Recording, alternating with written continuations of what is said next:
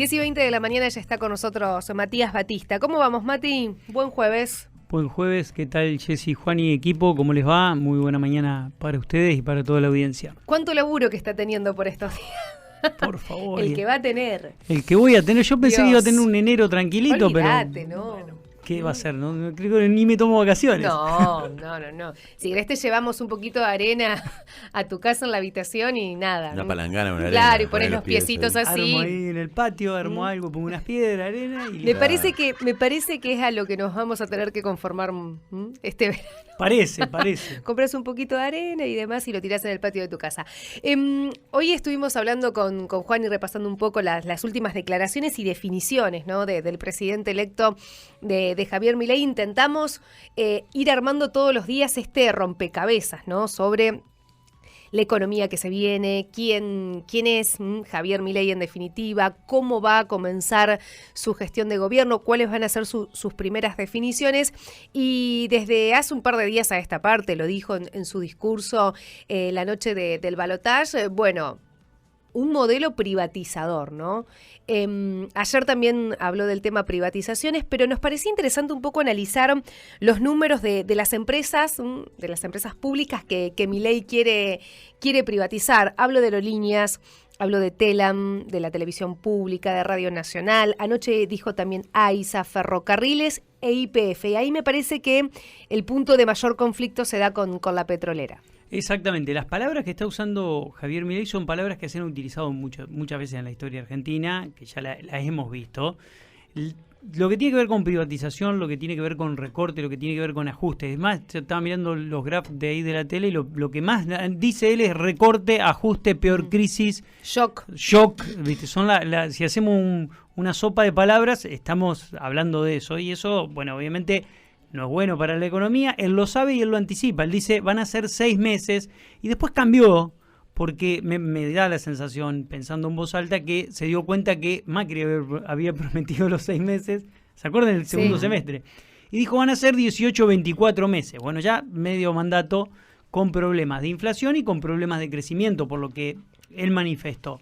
Ahora, dicho esto, hay que hacer algunas observaciones con lo que él analiza. Primero, su esquema y su mentalidad privatizadora tiene que ver con su concepción filosófica desde el punto de vista económico. Esto es algo que no se habló a lo largo de la campaña porque es aburrido hablar de la concepción ideológica de Milei, pero él es anarcocapitalista. Y el anarcocapitalista entiende que toda intromisión del Estado es obsoleta, es obscena en la economía, que genera distorsiones y que es un problema a resolver. Por lo tanto, Milei va a avanzar no en un achicamiento del Estado, sino en una destrucción de determinados brazos del Estado para que tenga la menor intervención en la economía. Pero esto no lo digo yo, lo dice él. Bueno, lo dijo ayer. Bueno, esa es la Lo volví a concepción. decir ayer, ya lo había dicho en otras oportunidades. Dijo, todo lo que se pueda privatizar y esté en manos de privados se va a privatizar porque todo lo que esté en manos del Estado se hace mal. Exactamente, las mismas palabras. Lo dijo con él. palabras muy simples, en criollo. Es parte de su filosofía y él lo ha dicho y él ha tenido la honestidad intelectual de decirlo a lo largo de toda la campaña. La gente cuando lo vota firma una especie de contrato de adhesión donde él establece su plataforma y la gente al votarlo la legitima esa plataforma por más que no la haya leído y por más que no esté de acuerdo en algunas cuestiones. Por lo tanto, eso también es importante aclararlo. Ahora vamos al tema de la privatización de YPF, que está mal dicho por parte de él, la privatización, porque no es una empresa estatal. YPF... Este es un punto re importante lo que vas a explicar. Digo, porque estamos con tanta información y tanta vorágine y demás que yo creo que también hay mucha confusión en la gente. Y es re importante esto, Matías, que estás diciendo. Exactamente. YPF es una empresa privada que la nación argentina tiene el 51% de las acciones, pero es una empresa privada, cotiza en Wall Street, la compran los privados y tienen acciones los privados argentinos. Todos los privados argentinos pueden tener acciones, cualquiera puede. Vos querés comprar esta tarde acciones de YPF, comprás en la bolsa argentina acciones de YPF y un norteamericano quiere comprar acciones de YPF, las y lo compra puede hacer en la bolsa de Nueva York. Entonces, es una empresa privada. Claro, el 49%. Exactamente, y que funciona bien. Es una empresa que funciona muy bien desde el punto de vista de su funcionamiento interno, de lo que genera para la Argentina. El problema, y que a mí me hace mucho ruido de vender las acciones de YPF, es que cuando uno mira lo que pasa en Brasil con Petrobras, lo que pasa con Tepectrol, lo que pasa con Equinor en Noruega, que son empresas que cotizan también en la bolsa y que el Estado tiene participación en mayor o menor medida, los estados las han utilizado para el despegue del desarrollo estratégico de su país, trazando líneas rectoras sobre los cuales y parámetros sobre los cuales los sectores tenían que trabajar y a partir de eso desarrollar su economía. Por lo tanto, yo creo que es un error estratégico vender YPF. ¿Por qué? Porque ¿qué es lo que más va a crecer? Esto no lo vengo diciendo yo en las columnas, pero lo dicen todos los economistas. ¿Qué es lo que más va a crecer en los próximos 5 años en la Argentina? Vaca muerta. Vaca muerta. ¿Y quién tiene el 50% de los pozos petroleros de vaca muerta? YPF. Entonces, cuando vos ves que el desarrollo estratégico de la Argentina se puede dar en función de lo que establezca el gobierno, pero apalancándose en todo lo que tenga que ver con los sectores que van a tener gran potencial exportador en los próximos años, es una oportunidad histórica la que puede desperdiciar la Argentina si hace las cosas mal.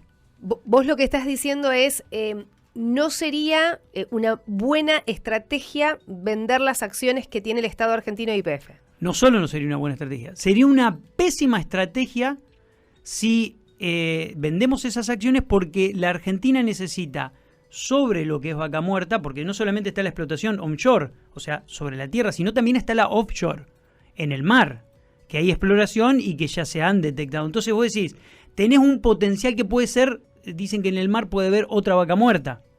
Entonces, estamos hablando de un potencial para la empresa y para el Estado argentino que va a ser el rector después de la política energética, porque vos perdés la posibilidad de establecer las líneas de acción en lo que tiene que ver con la política energética cuando te desprende de YPF, porque es el jugador más importante en la Argentina. Entonces, me hace muchísimo ruido y me parece que vamos a desperdiciar una oportunidad histórica de utilizar gran parte de ese potencial que tiene para desarrollar el resto de las industrias estratégicas que la Argentina necesita. Va a necesitar una ley del Congreso para privatizar YPF. Exacto. Eso es lo que decíamos hoy. El frente legislativo y el frente judicial después van a ser dos batallas que Milei, si quiere concretar lo que dice, va a tener que dar. Porque no se puede privatizar por decreto de necesidad y urgencia. No lo tiene que hacer a través de una ley que modifique la ley de estatización del 51% de las acciones. Dicho sea de paso, y esa ley no se cumplió en su totalidad. Ahí hubo una trapisonga cuando se nacionalizó YPF. Y sobre todo en un punto que era fundamental y que intuyo yo que fue uno de los ejes centrales por los cuales el Congreso también lo votó de esa forma, que esa ley dice que parte de las acciones de ese 51% de YPF iban a ser transferidos a las provincias. Nunca se concretó eso. Hoy es el Estado Nacional que sigue teniendo ese 51% de acciones. Nunca se terminó de concretar la transferencia de parte de esas acciones a las provincias. Pero independientemente de eso, para poder privatizarla, lo tienen que hacer a través de una ley que la tiene que votar el Congreso. Exactamente. Congreso que no tiene mayorías. ¿No? Por eso yo creo que también desde el lado de la política tiene que venir una respuesta importante.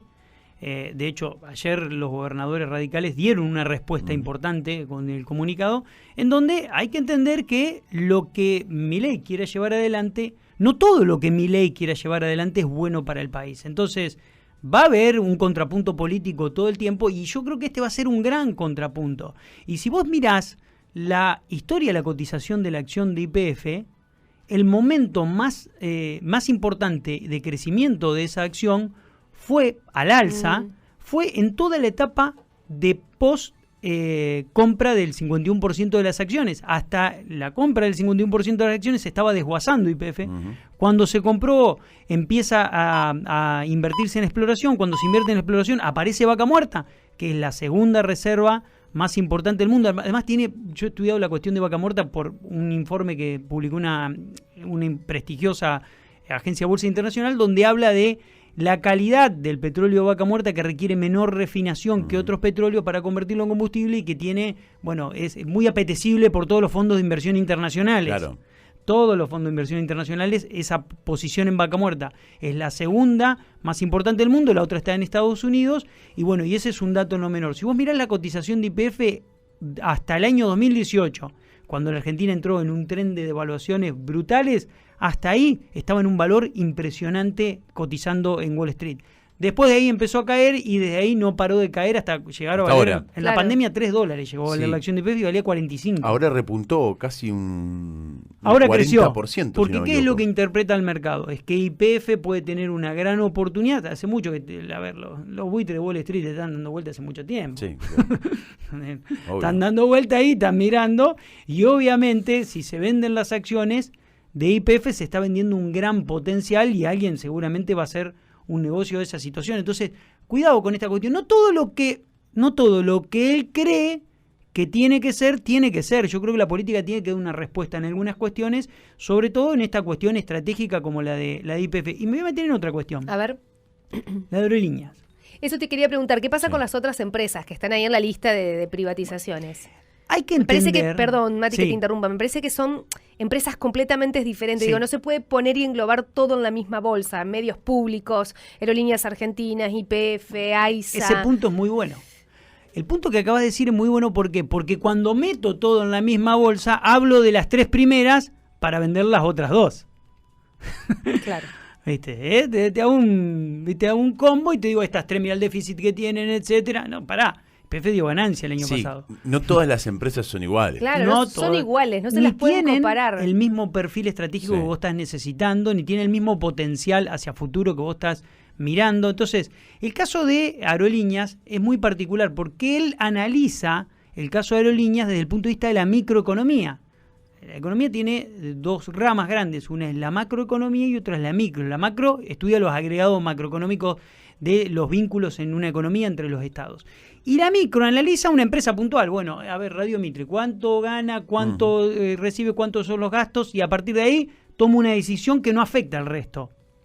¿Cuál es el problema que no ve Milei con Aerolíneas? Aerolíneas es más que un negocio de aeronavegación. Aerolíneas tiene una cuestión que es muy importante, que es el impacto turístico que genera. Un servicio, además. Servicio turístico. Si yo salgo derecho en los números con Aerolíneas, pero al salir derecho, porque hago promociones, logro que el sector turístico de la Argentina tenga un plus del 1% del PBI, la recaudación que voy a generar por eso me va a compensar el déficit que tengo. Hay que pensar horizontalmente los problemas macro. Y el problema que yo veo es que Javier no mira horizontalmente a la macro porque él es un experto en micro. Entonces, Está bueno Está bueno el enfoque, análisis, sí. Está bueno el enfoque que planteás. y fíjense que todo el tiempo él habla en esos términos. Anoche cuando le preguntaron de los hipotecados UBA, ¿qué dijo? Asumieron un riesgo, Sí, relación sí. riesgo-beneficio, como si fueran inversores de bonos o acciones. Claro. No son inversores de bonos o acciones. Obviamente yo los voy a volver a defender como lo hice hace un tiempo acá a los chicos de Créditos UBA, porque sacaron un crédito con la promesa del Estado Nacional y las proyecciones de inflación que iban a la baja en un contexto macroeconómico donde lo máximo de inflación que habíamos Cuando te tenido... proyectaban el crédito, Sí, sí, sí. eran las proyecciones que te vendía el gobierno. Pero además, ese crédito que sacaron los muchachos que sacaron los créditos UBA, no compraron, no la timbiaron. No la timbiaron. Fue derecho al consumo y a dinamizar otras economías, la automotriz, la de la construcción, Exacto. entre otras cuestiones. Aquel que sacó un crédito UBA no lo sacó para ir a jugar al casino. Pues totalmente, además fue la solución del gobierno de Macri, Sí. o sea, del Estado Nacional. Frente a la falta de créditos Procrear. Claro, entonces O dijo, sea, no, fue- vamos a reconvertir Procrear. Sí. Y Procrear va a ser créditos UBA. Y esos créditos te van a permitir repagar a la chilena. Viste que se habla Sí, mucho sí, de sí. vuelta a la chilena, Sí. ¿no? Eso lo hizo Federico Sturzenegger. Dijo, vamos a permitir como hacen los chilenos. Y lo que no sabía la gente era que la Argentina podía volver a tener guarismos de inflación por arriba del 100%. No lo sabía. Ujú. Y no tenía por qué saberlo. Y en todo caso era el Banco Central quien con sus publicaciones de proyecciones de inflación tenía que advertirle a la gente, mirá que la inflación se va a ir al demonio. No, al contrario. Los informes del Banco Central, sobre los cuales los inversores, la gente que compraba las propiedades, sacaba los créditos, veían que la inflación iba a ir bajando a converger en el año 2019 a un 9%. Porque el que te está dando el crédito te está diciendo que eso va a pasar. Que eso va a pasar. Entonces, te mintió el Estado, te hizo entrar en un negocio que terminó siendo muy perjudicial para vos, y el Estado ahora te dice, invertiste en una operación de riesgo. No, yo invierto en una operación de riesgo si compro un bono que puede caerse un 50%. No tenés que compensarme, asumí el riesgo. Claro. Pero esto es distinto. Mati, muchas gracias por tu análisis. Tendremos días de mucha charla por delante. 10:35. Presentó el segmento económico Prevención ART. Elegí la ART más elegida. Prevención ART.